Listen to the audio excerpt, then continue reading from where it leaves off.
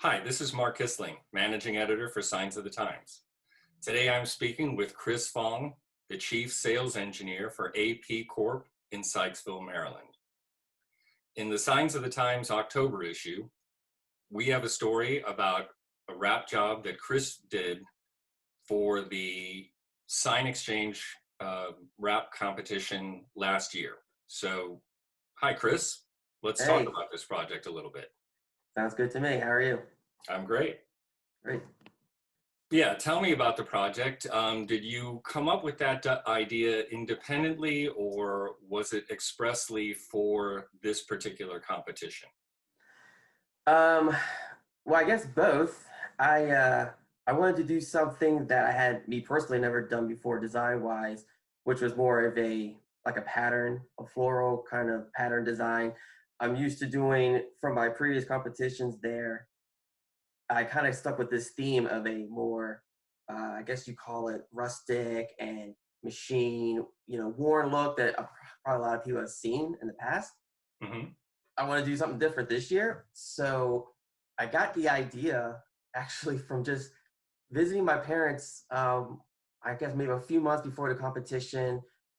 My folks have a large collection of a lot of Asian like ceramics and statues and all sorts of things. And I was just sitting in the living room and I just noticed this one pot that had this really cool dragon design. It wasn't the same color scheme or anything, but it just looked really cool. And the cool thing about that particular pot is the gold flake that they had for it.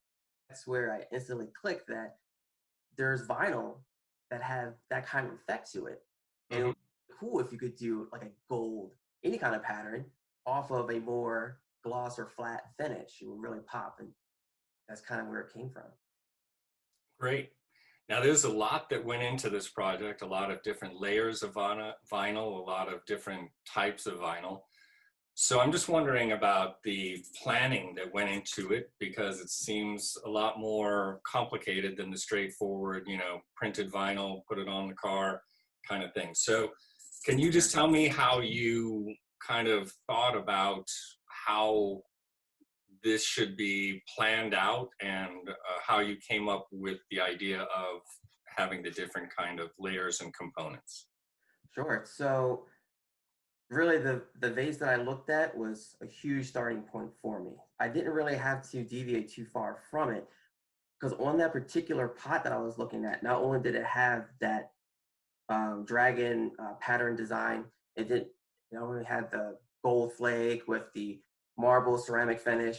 It had other components to it as well. The base of it was a wood pattern. I just loved it so much that I said, well, how would this translate to a car? So the first step was finding a really cool car. That was actually really easy because the owner of our company, Bill, owns that Audi, and it's one of the most beautiful cars I've ever seen in person. And It is a great car. yeah, it's great. It's not too boxy either. It has a really cool, I guess, smooth curved flow to it, kind of like a dome. And it reminded me of the ceramic pot. So I knew I was using the car. So what's the first thing I wanted to do was make it look like a ceramic piece, make it give that marble look. So we have access to really a lot of designers nowadays have access to so many websites where you can get high res images. And I knew that just to see how the design was going to look first. I wasn't going to take my own photographs of ceramic pots. They probably wouldn't even turn out that well either. So it's as simple as going on the internet and finding high-res images of ceramics. I didn't find any in blue. Most of them are in white, but that's no problem to change that color scheme. I tried a few, but the blue just really popped for me. And then I went into, all right, let's find a pattern. And I used different sorts of vector images of dragons, mixed them together to make my own custom pattern design. Did some manipulation to the dragons themselves, not too much, and I gave it the gold. And just on top of that blue marble pattern, I instantly knew that, all right, I have my base. This is what I want.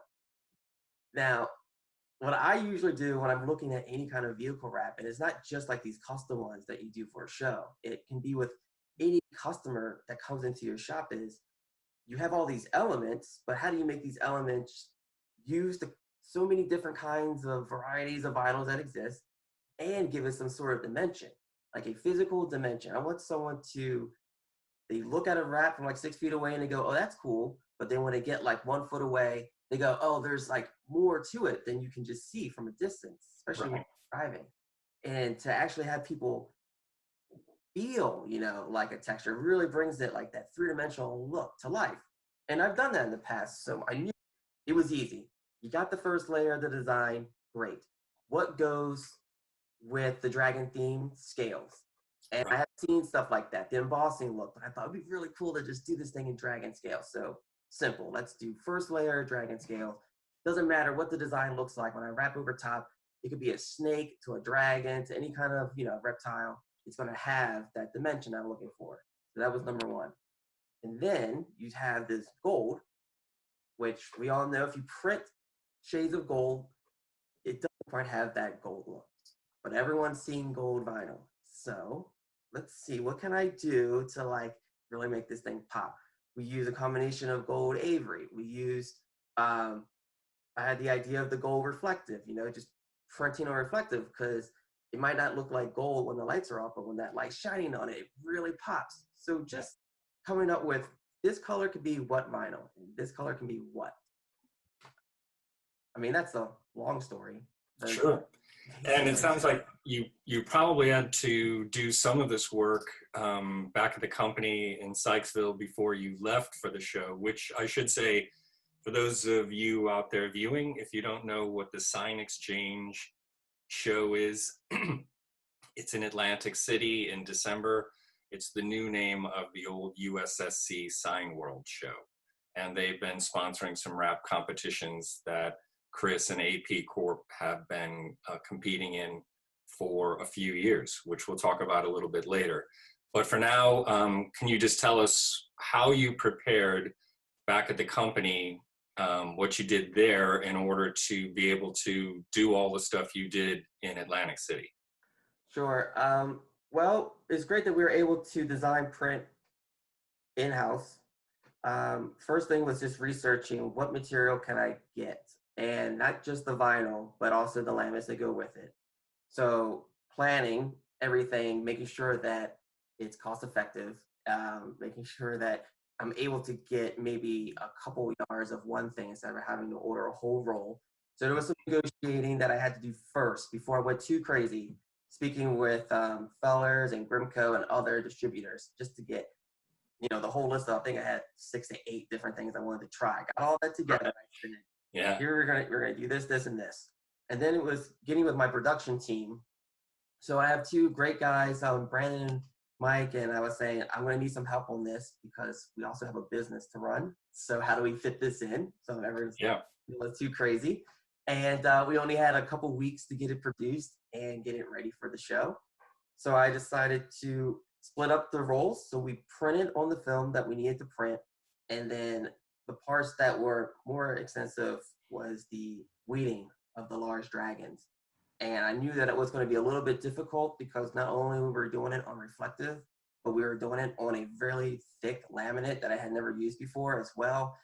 And I wanted to make sure that one, whoever was going through all that that pain of tedious weeding wouldn't get angry at me. So I figured, well, let me do that, and let me make sure that it's also done right. And if there's anything that needs to change, I could be able to make that decision. So I took that on.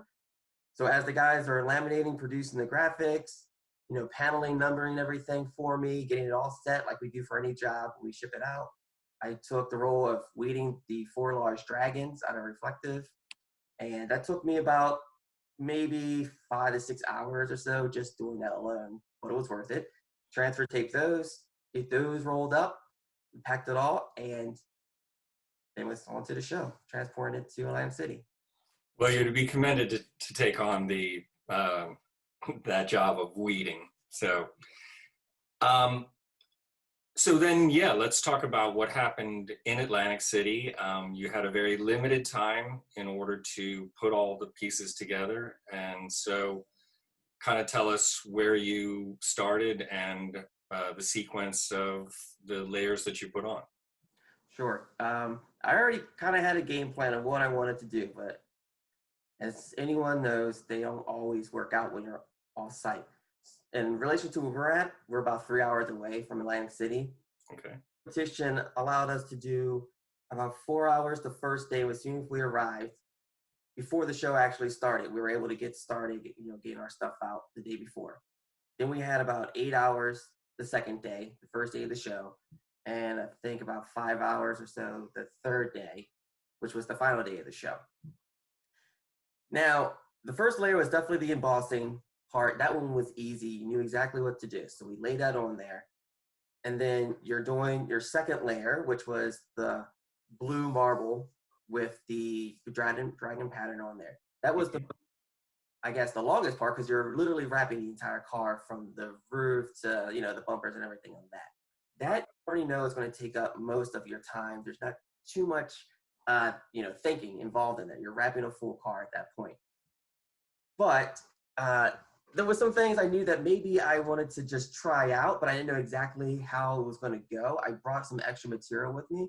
One of the things, after I had gotten this whole car wrapped, I'm looking at it, I'm like, well, the embossing's on there. I got the whole car wrapped there. The reflective layer with the dragons, we put those on, and I'm stepping back and I'm looking at this car, and I still wanted to do something with that wood grain look for the base of the pot that I had. So I knew I wanted to do it, but I didn't design it that way. And I didn't know if I had time. And I'm doing this whole thing by myself too. So Right. I don't want to stretch it and not be able to finish on time. But I had the time. I was rocking and rolling with this thing on the Friday, the first full day. So I had brought with me this 3M Dynac that we had left over from another job. And it was this cool wood grain. And we had a lot extra. So I'm just staring at it going, what on this car could, go with it? And let's see if it works out. And the first thing I thought was the rocker panel, because on any kind of pot, that's the base, right? So the rocker panel's on the bottom. That makes the most sense. It's really easy to do. So I start attaching that on there. And then you're looking back going, what else can I put wood grain on? I have some extra time. So everyone does a chrome delete. And if you're familiar with that, it's pretty much the chrome that goes around the windows. And usually people do it in a black or something. I thought, well, that might be pretty cool. So I had the extra Dynoc. Let's start on there. Then doing the mirrors. But then you're stepping back going, okay, you're looking at the competition, look at the other guys, and you're saying to yourself, well, I still got a few more hours. What else can I do with this stuff? And that led to the wheels. And I had never, ever done wheels before, wrapped them before. I've seen videos, but I've never done it myself. I knew I couldn't do the whole wheel, but when I stared at it, I go, this might not take that long. Let's just give it a shot. We tried it out with the first piece. I was very, very careful, because if anyone knows about those particular rims on an Audi, I heard they're about 3,000 a piece. So, which I didn't know. And the boss's car. I did not know that at the time. But I was pretty confident that I wouldn't scratch them with how I was going to do it. So the first one, it looked really awesome. So I timed myself. It only took me, I think, about 40 minutes on the first one. So I said, all right, well, I can, do the other three probably faster. So the only extra piece that I can recall off the top of my head is the chrome. I brought gold chrome as well. And you'll notice on the front hood, there's this extra chrome piece that it really pops. It's totally different than everything else you see on the car. And that is the Avery chrome. And that was actually another custom, last minute decision on there, is where am I going to put this chrome so it doesn't look too, I guess, gaudy or too tacky. I didn't want to do stripes or anything like that. So I went with that chrome piece on the front.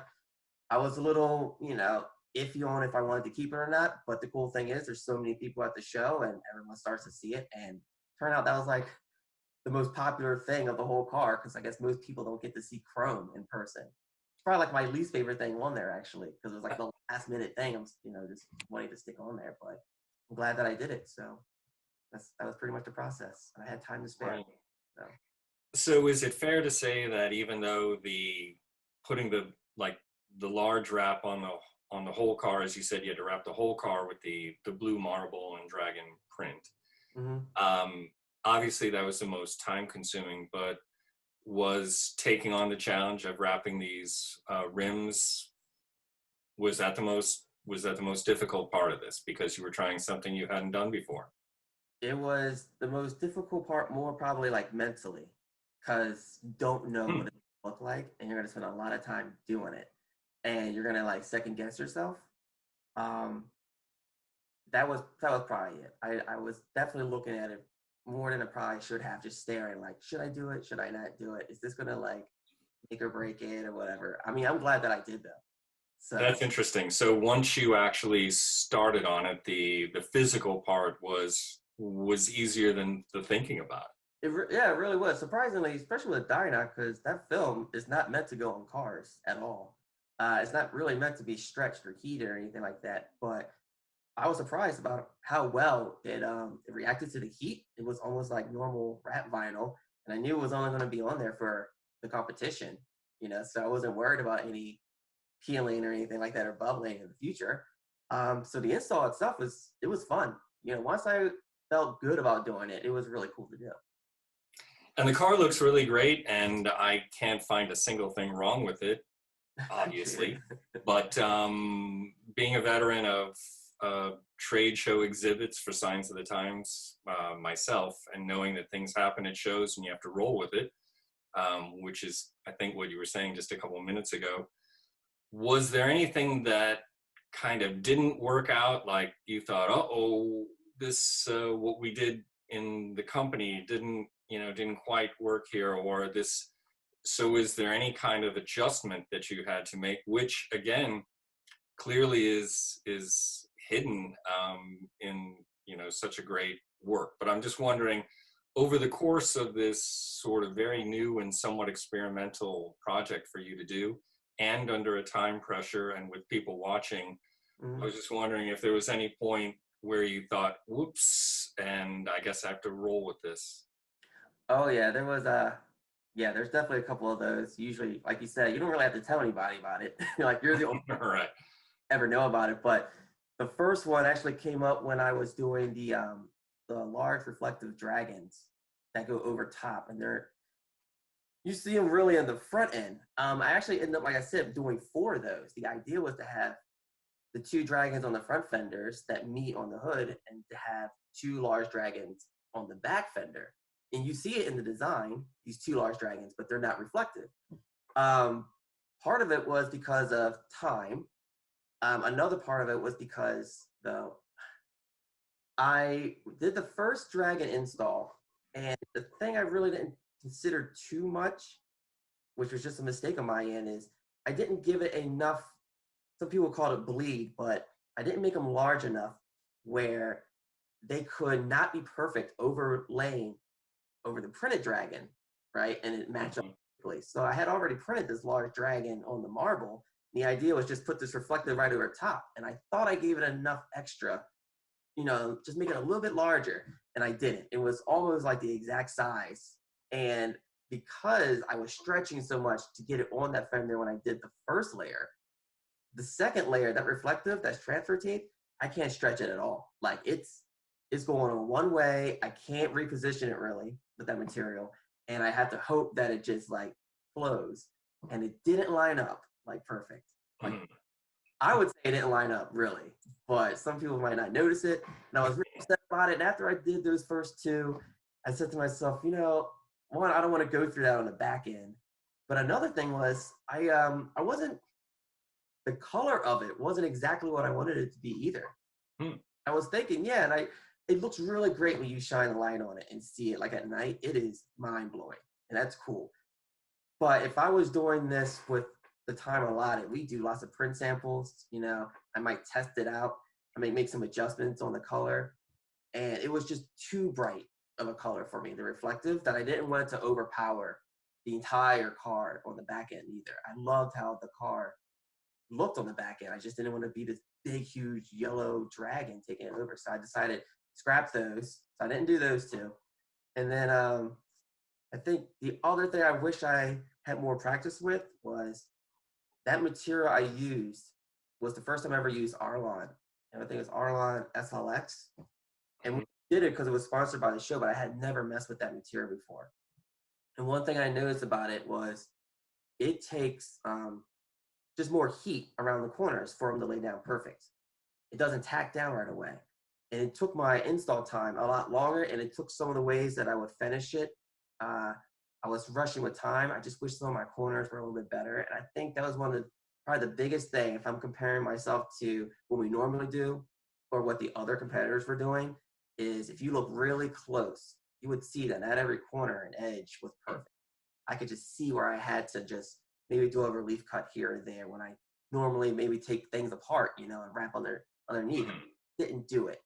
I thought, with all the things I was going to do, layer on top of layer and being so busy, like my mind was moving like 100 miles an hour saying like, well, you still got to do this die knock idea. You still have to do this. Like, it's so busy. No one's going to see it. But when you step back, that's when you start to look at it going, you know, that one's not perfect. And that section's not perfect to me. And, but it was fun because if I don't think I would have had it any other way because I'm glad that I was able to do all those other things, just to say. Yeah, and it must have been absolutely top professionals who were judging this thing, and maybe they were looking at that close. And Oh, I'm sure. you know, I'm sure. Yeah. because it's a fantastic wrap. And just to conclude, I thought we would talk a little bit about how the competition ended up. So Sure. my understanding is that your project finished second to a competitor, but that you have a little history with this competition and in fact with the competing company. So thought you might tell Yeah. us a little bit about that.